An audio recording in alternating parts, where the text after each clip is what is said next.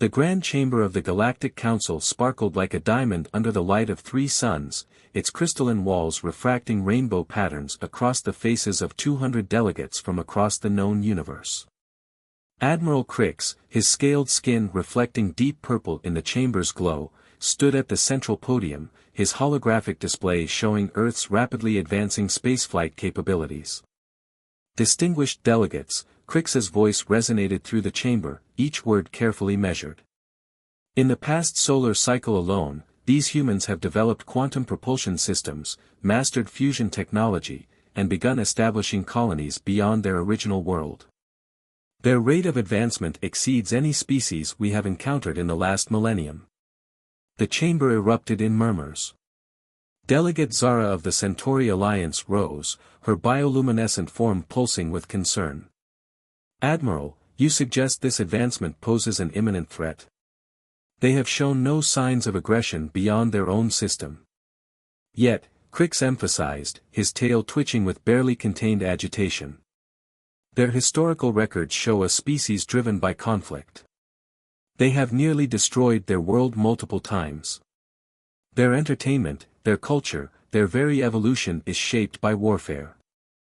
High Counselor Ven, an ancient being of pure energy contained within a crystalline matrix, floated forward.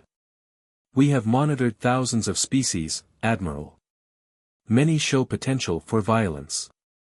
What makes Earth different? Crix gestured, and the hologram shifted to display Earth's internet traffic patterns.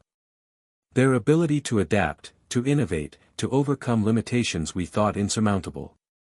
They achieved in decades what took other species centuries. And now, they stand on the brink of discovering our presence. Delegate Thorn, representing the synthetic civilizations of the Outer Rim, interfaced directly with the chamber's systems. Their digital voice echoed with mathematical precision. Probability calculations suggest a 68.3% chance of hostile response upon first contact. Historical precedent from similar species indicates. We are not here to discuss probabilities, interrupted Delegate Lyra, her ethereal form shimmering with passion. We are here to decide if we abandon our principles of peaceful first contact. If we strike first, we become what we fear them to be. The chamber descended into chaos as delegates took sides. Some demanded immediate military action, others called for diplomatic approaches, while a few suggested continued observation. Admiral Crix waited patiently until the noise subsided. I have commanded our fleet for 300 cycles, he continued. I have witnessed first contact with 37 species. Never have I seen one with such potential for both greatness and destruction. Their scientists split the atom less than a century ago, and now they manipulate quantum fields as children play with toys. High Counselor Ven's form pulsed thoughtfully. Perhaps it is precisely this capacity for rapid advancement that we should consider. A species that can progress so quickly might also quickly learn the benefits of peaceful cooperation. Or quickly develop weapons that could threaten the stability of the entire sector, Crix countered. We have detected their experiments with dimensional physics. They are dangerously close to discovering transdimensional travel, something we only achieved after millennia of careful research. Delegate Lyra moved to the center of the chamber, her form casting gentle light across the assembled beings. I propose we send observers. Not military scouts, but diplomatic and scientific experts who can truly understand these humans. Before we condemn them, we must know them. The risk is too great, Crix insisted. Every day we wait, their technological capabilities grow exponentially. Our simulations suggest they will detect our presence within one orbital cycle of their world. We must act before they can prepare defenses. The debate continued for hours, with delegates presenting evidence both for and against intervention. Stories of human warfare and destruction competed with tales of their art, their music, their capacity for compassion and sacrifice. As the session drew to a close, High Counselor Ven called for a preliminary vote. The results displayed across the chamber walls: 40% favored immediate military action, 35% supported diplomatic contact, and 25% called for continued observation. No consensus, Ven announced, their energy form dimming slightly. We will reconvene after a period of reflection. Until then, increase observation protocols but take no direct action. We must be certain before we potentially trigger an interstellar war. As the delegates filed out, Admiral Crix remained at the podium, studying the image of Earth rotating slowly in the holographic display. In his long career, he had never faced such a difficult decision. The humans were dangerous, yes, but their potential for greatness could not be denied. The question that haunted him was whether that potential would lead to a new golden age for the galaxy, or its destruction. The observation post on Europa's dark side hummed with activity as first observer Reyna adjusted her chameleonic membrane to match the icy surface below. Her team had maintained their vigil for 3 Earth months now, gathering data that would determine humanity's fate. The irony that they were hiding on one of humanity's future colony sites wasn't lost on her. First observer, her second-in-command, Jix, called out through their neural link. We're detecting unusual activity from the Lunar Research Station. The humans are testing something new. Reyna glided across the ice to the monitoring station, her four-limbed form moving with practiced grace in the low gravity. The holographic display showed energy readings from the humans' lunar base, patterns unlike anything they'd seen before. Analysis, she queried, her crystalline eyes focusing on the data streams. Jix's tentacles rippled with concern as he manipulated the controls.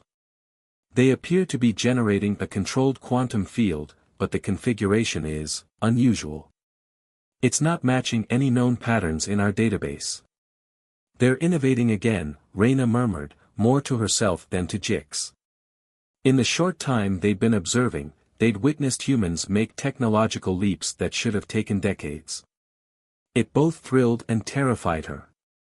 A soft chime indicated an incoming transmission from the Galactic Council. Admiral Crix's scaled face appeared in their neural projection. Report, First Observer. Admiral, the humans continue to surprise us. They're experimenting with quantum field manipulations that don't follow conventional theories. They're not just learning the rules of the universe, they're finding new ways to interpret them. Crix's expression darkened. Dangerous ways? Innovative ways, Reyna corrected carefully. Their approach is unique. They don't follow the traditional progression of technological development. They make intuitive leaps that. An alarm cut through their conversation. Jix's tentacles flared with alarm patterns. First Observer. The quantum field, it's creating some kind of resonance with our cloaking systems.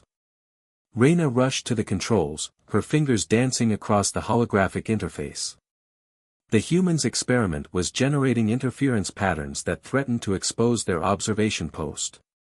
She had seconds to decide, shut down their systems and risk detection, or maintain operations and hope the humans wouldn't notice the anomaly.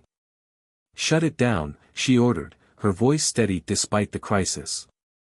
Total blackout. Now. The observation post went dark, its advanced systems powering down to minimal levels. Through their remaining passive sensors, they watched the lunar base anxiously. Admiral, Reyna reported, we've had to initiate emergency protocols. The humans' experiments are more advanced than we anticipated. They nearly detected our presence through an accidental interference pattern. Crix's image flickered with interference. This is exactly what we feared. They're approaching level 5 technology without the wisdom to use it safely. I'm calling an emergency council session. Admiral, wait, Reyna interjected. There's more to this. The humans didn't just stumble onto this discovery. They're deliberately pushing the boundaries of known physics. Their scientific methodology is beautiful, in its way. They question everything, challenge every assumption. That's what makes them dangerous, Crix growled. Or invaluable, Reyna countered. I've been watching them closely. Yes, they make mistakes. Yes, they sometimes act before they think. But they also learn from those mistakes at an incredible rate. And more importantly, they share their knowledge freely among themselves. Their global information network is constantly buzzing with new theories, peer reviews, collaborative projects. A new alert drew her attention. The quantum field from the lunar base was changing, shifting into a new configuration. Reyna watched in amazement as the humans systematically worked through variations, documenting each result. "They're not just experimenting randomly," she reported. "They're mapping quantum field interactions we never thought to explore. They're seeing patterns we missed because we were too focused on following established theories." The Admiral's expression remained stern, but Reyna detected a flicker of interest. "Continue your observations, first observer. But at the first sign of dangerous weapons development, you are to notify me immediately." After the transmission ended, Reyna stood at the observation window, watching the distant Earth rotate slowly against the star-filled backdrop. In her centuries of service, she had never encountered a species quite like humans. Their technological progress was concerning, yes, but their methodology, their creativity, their sheer determination to understand the universe. "Jix," she called out, "prepare a detailed report on human scientific collaboration methods. The Council needs to understand, this isn't just about their technology. It's about how they think, how they work together, how they dream." As their systems gradually came back online, Reyna made a decision. She would continue following Council protocols, but she would also make sure they understood the full picture. Humanity's potential couldn't be measured solely by their capacity for destruction. Their greatest weapon wasn't their technology, it was their unrelenting curiosity, their drive to understand, their ability to imagine possibilities that other species never considered. The question was, would the Council see this potential before fear drove them to irrevocable action? Delegate Naira's ship touched down silently in the snow-covered forests of northern Finland, its advanced camouflage systems rendering it invisible to Earth's detection systems. She had chosen this remote location for her unauthorized first contact carefully, far from major population centers but close enough to quickly reach world leaders if needed. "This is a mistake," her aide Theron whispered, his crystalline form vibrating with anxiety. "The Council will strip you of your position for this." Naira adjusted her holographic disguise, her natural energy form now appearing as a tall human woman in winter clothing. "The Council will condemn us all to war if someone doesn't take action. First Observer Reyna's reports make it clear, we're running out of time." The latest data showed humanity was mere months away from definitively proving the existence of alien civilizations. Their quantum field experiments had already nearly exposed the observation post on Europa. Better to approach them openly now than wait for them to discover they'd been watched. Through the swirling snow, they approached the research facility where Dr. Kai Patel worked. His recent papers on quantum field theory had come dangerously close to describing the principles behind their cloaking technology. He was brilliant, innovative, and according to their psychological profiles, potentially receptive to peaceful contact. The facility's security was impressive for Earth technology, but nothing that could detect their true nature. Naira walked straight through the checkpoint, her quantum signature masked by technology millennia ahead of Earth's capabilities. They found Dr. Patel alone in his lab, poring over holographic displays of quantum field interactions. "Dr. Patel," Naira spoke softly, deactivating her holographic disguise. "Please don't be alarmed. We need to talk." The scientist spun around, his eyes widening at the sight of Naira's true form, a being of pure energy contained within a loosely humanoid shape. To his credit, he didn't scream or run. Instead, he stared with intense fascination. "The quantum resonance patterns," he breathed. "They were real. We weren't getting equipment errors at all." "No, you weren't," Naira confirmed. "Your experiments have been detecting our observation posts. That's why I'm here. Humanity stands at a crossroads, Dr. Patel, and I need your help to prevent a catastrophe." Over the next hours, Naira explained the situation, the Council's debate, the growing fear of Earth's rapid advancement, the push for military intervention. Patel listened intently, asking sharp questions that demonstrated why he'd come so close to discovering their existence. "So some of your people want to attack us because we're learning too quickly?" he finally asked, his voice tight with controlled anger.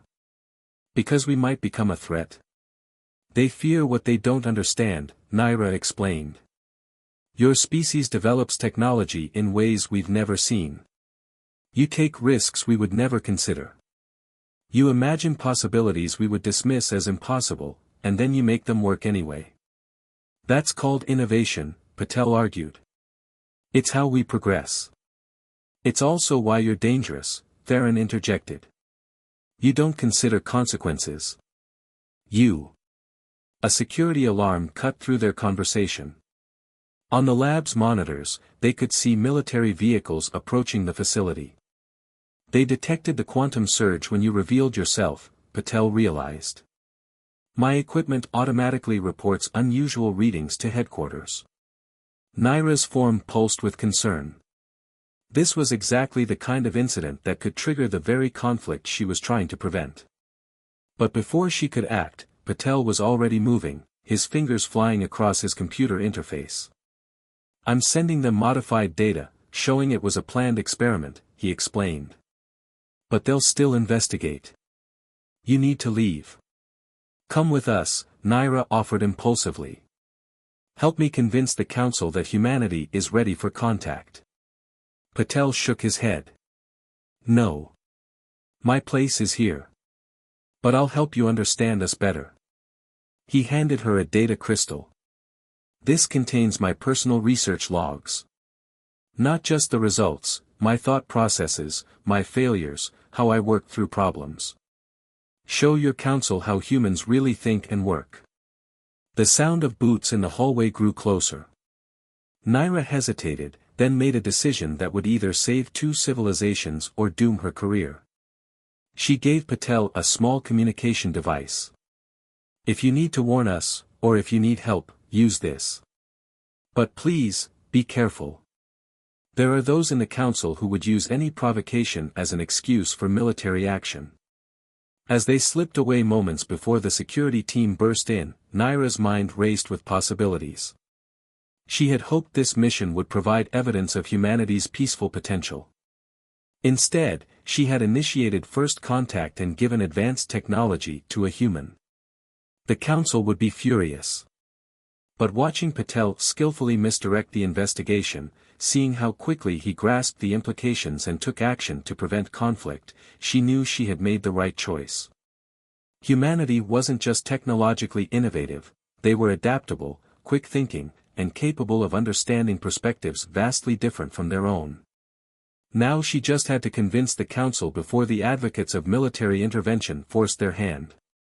And somewhere in that data crystal, she hoped, was the evidence she needed to prove that humanity's greatest strength wasn't their technology or their rate of advancement, it was their ability to face the unknown with curiosity instead of fear. Admiral Crix stood before the emergency session of the Council, his scales darkened with rage. "Delegate Naira has committed an unforgivable breach of protocol.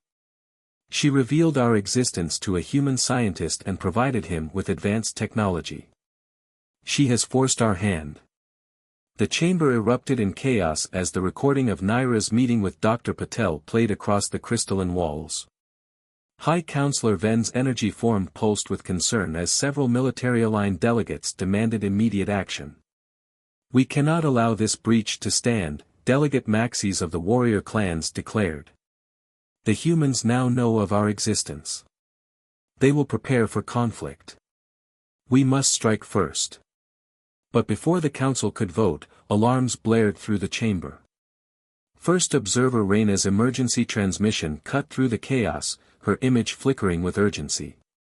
"Council members, we have a crisis. Battle cruisers from the warrior clans have broken formation and are moving toward Earth. They're not responding to commands." The chamber fell silent as tactical displays showed 5 massive warships dropping their cloaking fields, their weapons charging as they entered Earth's solar system. Maxis and several other hardline delegates were already gone, they had planned this all along. Those ships carry enough firepower to devastate Earth's major cities, Admiral Crix announced grimly. Even if we scramble our loyal forces now, we cannot intercept them in time. Then we must warn them, Naira's voice rang out as she strode into the chamber, Dr. Patel walking beside her. The human's presence caused another uproar, but Naira continued. Humanity deserves a chance to defend itself. On Earth, Dr. Patel's quantum communications device came to life, broadcasting warning signals to every major scientific facility on the planet. Within minutes, the message reached military commands worldwide. An alien attack force was approaching, acting against the wishes of their own government. What happened next would be studied by both human and alien historians for centuries to come. Instead of panicking, humanity rallied. Dr. Patel's quantum research team quickly adapted their experiments into a detection grid, tracking the incoming warships. Military forces worldwide coordinated with unprecedented unity, sharing data and resources without hesitation. Remarkable, First Observer Reina reported, watching from Europa. They're not just preparing defenses, they're innovating in real time. Their quantum detection grid, they're using principles we never considered. The warrior clan ships, expecting to find a helpless planet, instead encountered a coordinated global response. Earth's quantum detection grid didn't just track them, it began interfering with their weapons systems in ways their engineers had never anticipated. They're using our own quantum field readings against us, Reina explained to the stunned council. All those experiments that nearly exposed us. They weren't just learning to detect quantum fields, they were learning to manipulate them in completely new ways. But Earth's defenses wouldn't hold forever. The warrior clan ships, though hampered, were still advancing. That's when Naira made her boldest move yet.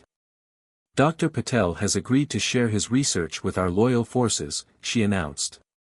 His insights into quantum field manipulation, combined with our technology, could disable the rogue ships without destroying them. Admiral Crix, who had opposed Earth's inclusion in galactic affairs, found himself coordinating with human scientists and military leaders. Their combined forces created a quantum interference field that trapped the warrior clan ships in a subspace bubble, neutralizing their weapons without harming their crews. As the crisis subsided, the council chamber was silent. They had just witnessed humanity face an overwhelming threat not with panic or blind aggression, but with innovation, cooperation, and a solution that minimized casualties on both sides. I move for an immediate vote on Earth status, High Counselor Venn declared. Not as a potential threat to be contained, but as a potential ally whose unique perspectives and abilities could benefit all of us. The vote was not unanimous, but it was decisive. Earth would be formally contacted, not as a primitive species to be judged, but as a civilization whose different approach to problems could help drive the Federation forward. As the council session ended, Admiral Crix approached Dr. Patel. I was wrong about your people, he admitted. I saw only the potential for destruction in your rapid advancement. I failed to see that the same drive that makes you innovate quickly also makes you adapt and solve problems in ways we never imagined. Patel smiled. That's the thing about humanity, Admiral. We don't just face challenges, we embrace them. Every obstacle is an opportunity to learn, to grow, to find new solutions. Yes, that makes us unpredictable sometimes, but it also makes us excellent problem solvers. Looking out at the stars through the chamber's crystalline walls, Naira felt a profound sense of hope. The crisis had proven what she had argued all along: humanity's greatest strength wasn't their technology or their rate of advancement, but their ability to face the unknown with creativity, adaptability, and an unwavering determination to find better solutions. 6 months after the failed invasion attempt, the Grand Plaza of humanity's first extraterrestrial embassy buzzed with activity. Built on the lunar surface as a symbol of humanity's reach for the stars, its transparent dome offered a stunning view of both Earth and the assembled alien delegates below. First Observer Reina, now Earth's official liaison to the Galactic Council, stood beside Dr. Patel as they watched representatives from across the galaxy mingle with Earth's scientists, diplomats, and leaders. The sight of humans casually discussing quantum physics with energy beings and trading cultural insights with crystalline entities would have seemed impossible less than a year ago. "They're adapting to each other faster than anyone predicted," Reyna observed, her crystalline eyes tracking the various interactions. Even the warrior clan's representatives seemed genuinely engaged. "That's because we're all learning from each other," Patel replied, adjusting a holographic display showing the latest joint research project. "Your people have millennia of scientific knowledge, but our fresh perspectives are helping unlock new applications you never considered." The display showed their most ambitious collaboration yet, a new form of quantum communication that combined Earth's innovative approach to field manipulation with the Council's advanced technology. Early tests suggested it could revolutionize interstellar communication, making real-time conversations possible across vast distances. Admiral Crix, his scales now bearing the silver markings of a peace envoy, approached their observation point. "The Council's Education Committee has approved your proposal, Dr. Patel. We'll begin the exchange program next month, human scientists visiting our most advanced research facilities, while our experts share knowledge with Earth's universities. With appropriate safety protocols, of course," Delegate Naira added, her energy form shimming with amusement as she joined them. Her reckless first contact had earned her a formal reprimand from the Council, and a secret commendation from High Counselor Ven for her foresight. A commotion near the dome's center drew their attention. A group of young human scientists was demonstrating their latest invention, a modified version of the quantum detection grid that had helped thwart the invasion. They had adapted it into a scanning technology that could detect spatial anomalies previously invisible to both human and alien sensors. "There they go again," Crix chuckled, his former suspicion of human innovation now replaced with cautious admiration. "Taking our established principles and turning them sideways to find something new. It's not just their technical innovations that impress me," Reyna added. "Watch how they interact with species completely unlike themselves. Where others might see barriers, they see opportunities to learn, to connect, to understand different perspectives." The evidence was all around them. Humans were working with telepathic species to explore new frontiers in consciousness research. Their artists were collaborating with energy beings to create entirely new forms of expression. Even their children were adapting quickly, playing complex games with alien young that bridged their physical and cultural differences. "We were so focused on the pace of their technological advancement," Naira reflected, "that we almost missed their most valuable trait, their ability to embrace diversity and turn differences into strengths." A soft chime announced the evening's main event. The dome's lighting dimmed as High Counselor Ven took the central platform, their energy form casting a gentle glow across the assembled crowd. "6 months ago, we stood at the brink of conflict," Ven began. "Today, we stand at the dawn of a new era. The integration of Earth into the galactic community has already yielded advances that benefit all our peoples. But more importantly, it has reminded us of something essential, that true civilization is measured not by the age of its technology, but by its capacity for growth, adaptation, and cooperation." Dr. Patel stepped forward to join Ven on the platform. Together, they activated a holographic display showing the hundreds of joint projects already underway, new technologies, cultural exchanges, scientific breakthroughs, and diplomatic initiatives that were transforming both human and alien societies. "We are not just sharing knowledge," Patel addressed the gathering. "We are sharing dreams. Every species here has something unique to contribute. Humans may be newcomers to galactic civilization, but we bring with us something vital, the perspective that limitations are meant to be challenged, that differences are meant to be celebrated, and that the unknown is not something to fear, but something to explore together." As applause filled the dome, Reyna noticed a group of human and alien children watching Earth rise over the lunar horizon. They were pointing excitedly at the blue planet, each seeing it through their own unique perceptions, yet sharing their wonder with each other. "That," she whispered to Naira, "is the future we almost prevented. Not just humans learning from us, or us learning from them, but all of us growing together, seeing the universe through each other's eyes." The gathering continued late into the Earth night, but it was more than just a celebration. It was a testament to what becomes possible when fear gives way to curiosity, when differences are seen as strengths, and when diverse civilizations unite in the pursuit of knowledge and understanding. In the end, humanity's greatest contribution to galactic civilization wasn't their technology or their rate of advancement. It was their demonstration that progress comes not from cautious isolation or fear of differences, but from bold exploration, open exchange, and the willingness to imagine new possibilities together.